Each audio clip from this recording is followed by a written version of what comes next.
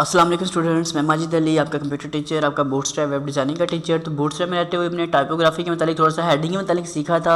तो आज थोड़ा सा मजीद उसी काम को आगे बढ़ते हुए टाइपोग्राफी को समझने की कोशिश करते हैं कि हमें बूटस्ट्रैप में और क्या क्या फैसिलिटीज़ दी हैं, फैसिलिटेट किया है। तो देख लेते हैं जी काम। आपने वहाँ अगर देखा होगा तो ये कुछ हेडिंग्स उन्होंने लिख के दी हैं, कुछ नॉर्मल टेक्स्ट उन्होंने हमें लिख के प्रोवाइड किया था। तो उन्होंने हमें साथ हेडिंग को ही कंट्रोल करने का इसका कलर और इसका साइज़ भी प्रोवाइड किया है। वो ये कहते हैं कि अगर आप ये कोई हेडिंग पसंद नहीं आती, आप इस हेडिंग के आगे एक टैग लगाएं स्मॉल का, स्मॉल टैग स्टार्ट और स्मॉल टैग कर दें क्लोज़।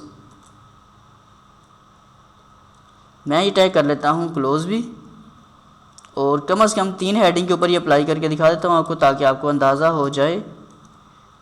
2 3 3 पे क्यों करूँ, सभी पे कर देता हूँ, बिल्कुल ऐसे ही होना चाहिए था।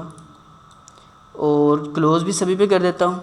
आपको एक दफ़ा व्यू दिखाने के बाद मैं कंट्रोल्स करूँगा, ताकि आपको फ़र्क अच्छे से समझ आ जाए कि हेडिंग्स में अब क्या फ़र्क आया है। हेडिंग 7 तो है कोई नहीं, इसलिए इसको मैं हेडिंग 7 तो उड़ा ही देता हूँ आज। नहीं, कंट्रोल एस मैंने कर दिया, वहाँ रिफ़्रेश नहीं कर रहा। अब पहले देख लें इसे अच्छे से। ये स्टाइल आ रहा है, साइज़ इसका ये आ रहा है। अब मैं जैसे ही रिफ़्रेश करूँगा, इसका कलर और साइज़ ये देखिए, कलर इसका ग्रे में चला गया और साइज़ उसके मज़ीद उन्होंने छोटे कर दी। एक स्मॉल उन्होंने कोडिंग में प्रोवाइड की है हेडिंग्स को इस तरह स्मॉल करने के लिए।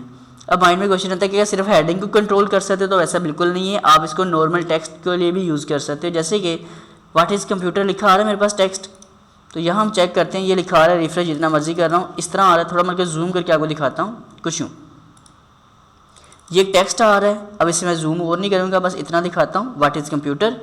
इसके स्टार्टिंग में जाके अगर मैं स्मॉल का टैग अप्लाई कर देता हूँ कि स्मॉल टैग स्टार्ट, और स्मॉल टैग कर देते हैं क्लोज़ इसके फ़ौरन बाद आकर, तो देखते हैं कि यहाँ पे क्या फ़र्क पड़ता है कलर का और साइज़ का।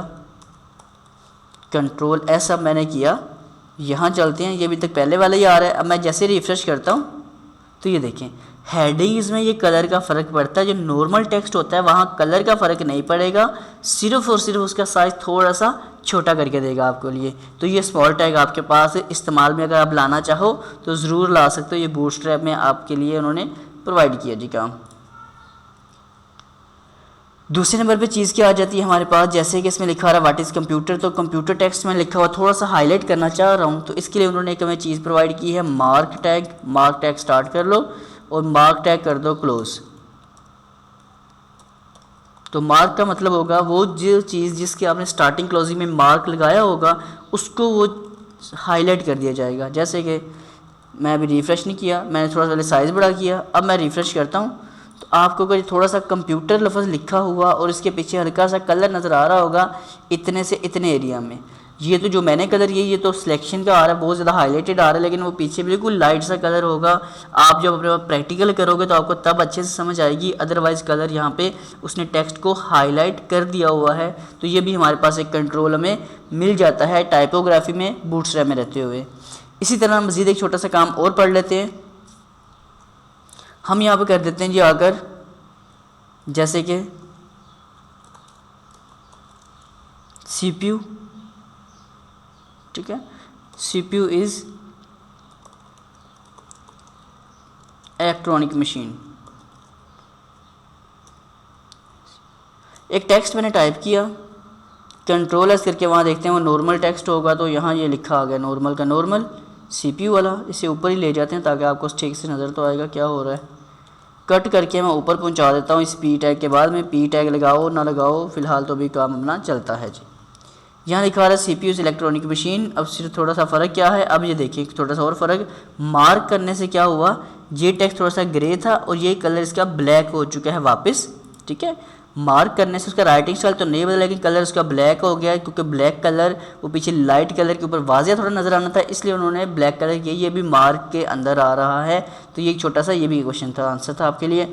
अब CPU, इस पूरी लाइन को समझने की ज़रूरत नहीं, सिर्फ हमें इसको देखना है कि ये क्या चीज़ हो रही है। अब लिखा आ रहा है CPU, तो आप क्या करोगे, CPU के शुरू में चलते हो तो एक टैग है ABBR और इसको यहाँ पे आपने कर देना है close, ABBR।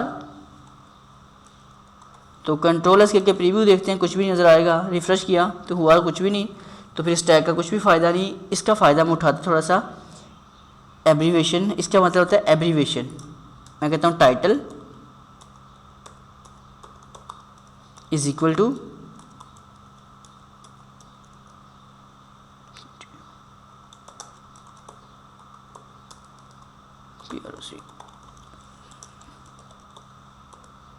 Central processing unit मैंने टाइप किया। अब ये देखो उसके नीचे डॉटेड लाइन आ चुकी है और ये एक एज एब्रीवेशन के तौर पे आ रहा है। मतलब समटाइम हम कुछ वर्ड ऐसे यूज़ कर जाते हैं अपने डॉक्यूमेंट्स में, तो उन वर्ड्स का आप साथ एब्रीवेशन भी अगर देना चाहते हो तो आप क्या करोगे, इसमें यूँ काम सेट कर सकते हो। Central processing unit, CPU, central processing और यूनिट। तो किसी चीज़ का एब्रीवेशन शो करना पड़े आपको, आप वो भी डिस्प्ले कर सकते हो किस टैग के ज़रिए। सिंपल सी बात है, ये जो ABBR टैग आ रहा है ये, और टाइटल का जो उसका आ रहा है प्रॉपर्टीज़ और वैल्यू, इनको दोनों को यूज़ करते हुए आप किसी भी चीज़ का एब्रीवेशन बना के उसको वहाँ डिस्प्ले कर दोगे। वो उसमें होगा क्या, एक तो नीचे डॉटेड हो जाएगा, उससे ये अंदाज़ा हो जाएगा इसका एब्रीवेशन करने की कोशिश की गई है, और जब माउस उसके ऊपर आएगा तो उसका टाइटल आपको नज़र आ जाया करेगा। तो ये चीज़ भी आपके लिए ज़रूरी थी, सोचा आपको ये भी क्लियर कर दूँ। उम्मीद करती हूँ ये तीनों चीज़ें आपको अच्छे समझ आ चुकी होंगी, स्मॉल का, एब्रीवेशन का और मार्क टैग का। तो ये तीनों चीज़ें आप अच्छे से कवर कर लें। अगर ये वीडियो आपको इतनी समझ आ चुकी है तो इसे लाइक शेयर कमेंट ज़रूर करें और मेरे चैनल को सब्सक्राइब करना ना भूलिएगा, और साथ के साथ उनके बेल आइकन पे भी क्लिक कीजिएगा। दोनों चैनल आएंगे आपके सामने लेक्चर के लास्ट पे। फन जोन को भी सब्सक्राइब कर लें और टेक्नोलॉजीज वर्ल्ड को भी। तो फिर मुलाकात करते हैं एक नेक्स्ट वीडियो में, तब तक के लिए दें मुझे इजाज़त। आप सब लोगों को मेरी तरफ से अल्लाह हाफिज़।